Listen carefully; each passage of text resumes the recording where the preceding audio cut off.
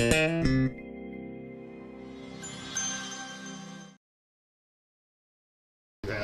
was kind of the deal at halftime? Well, we knew they would come out with a lot of energy, a lot of emotion. Senior night, had 4 or 5 seniors. Crowd was into it. For us, it was really just settling down. We knew it'd be a pace of the game. We knew it'd be a 40-minute basketball game.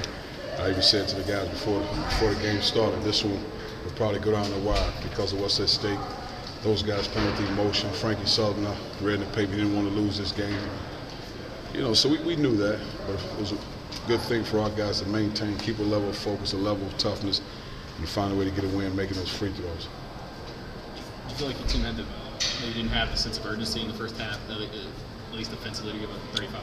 I wouldn't say that. I thought they were ready to play. They just gave up points. I thought Frankie did a great job. Wallace, that was some things we tried to do defensively, more of us as coaches, that didn't work, so we had to make adjustments. So Wallace got his head up. But I mean, I thought our guys were ready to play, but they made plays. Just overall with dribble penetration, did you anticipate it being that much of a problem, and just how much of a concern? Not really. I think in Wallace's case, it was more, you know, like I said, as a coach, you know, going with a certain game plan, we thought it'd give us the best opportunity. But then we had to make the adjustments in the second half. What were some of those adjustments? I know you went the zone. Just go off a little bit different. Not necessarily zone.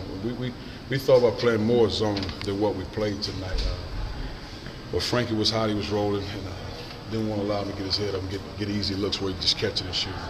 In those last 15 minutes, just how big was it for Trey and Jordy to take it upon themselves to make sure you guys got out of here with what would have been a pretty I thought they did a solid job along with Josh, because Josh did it on both ends. I just thought Josh did a good job accepting the challenge, really slowing Sullivan down, because other than that, he was rolling. So Josh did a good job of containing, and we went from there. What about offensively, Trey and I thought they did a good Jordy job. just getting you guys through this thing? Well, I mean, that's what they're supposed to do. They just more or less did their job. And everything else kind of fell in line. Jarnell, talking about, didn't get frustrated tonight. I mean, early in the year, it seemed like maybe if he had a struggle like that at the line, maybe I don't know if embarrass is the right word, but it would have bothered him. Tonight, it seemed like he played hard through triple teams and everything. I think he's just growing up at this point in the season. You got to accept it. He didn't make them, but he kept his head in there. He stayed ready in the second half and continued to go get offensive rebounds. And that was fine. Just part of the growth of a young man. And talk about growing Trey. Not always a guy to necessarily pull himself out of a bad game at halftime.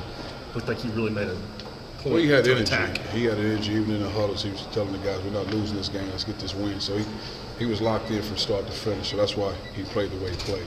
How much of a concern is Jarnell's night from the free throw line with tournament play and close games coming up? I mean, you had to pull him at the end. Not a concern. It is what it is. We keep moving, we practice, move on to the next game. After he was talking this a few minutes ago, and he said that he didn't blame you at all for putting him on the bench, and he probably would have done the same thing if he was a coach. Why would he blame? I'm the coach. I'm the head coach. Well, I mean, I guess that as a young guy to go out there and kind of take ownership of it like that and say he wants to go shoot free throws tonight before he goes to bed. Well, my job is to put the guys on the floor. I think it was the best chance to win games. If you watch the game, Kenny Hall did not only a good job, but a tremendous job defensively, clogging the middle up and having space and offensively. So I felt like Kenny Hall was down the stretch would give us the best chance to win the game. I guess the first question about his accountability is it Oh, what it's you want good. to say? I mean, That's we're not really going to say that that's on me. But I'm not the kind of coach guys got to blame themselves. I mean, we're a team, we're a family. We don't have to say, well, I made a mistake, this guy's my fault. I mean, we all put forth an effort together as a family. Whatever happens, we win and lose as a team and a family. Coach, I know they didn't score a lot, but Armani and Josh both hit some open shots early that Georgia gave you guys all day on Saturday. How big was it just for them to show Auburn that they could? Well, they did a good job. We spent a lot of time working on those shots, and they knocked them down. I mean, I'm not the guy to tell those guys to stop shooting because we put so much time into it.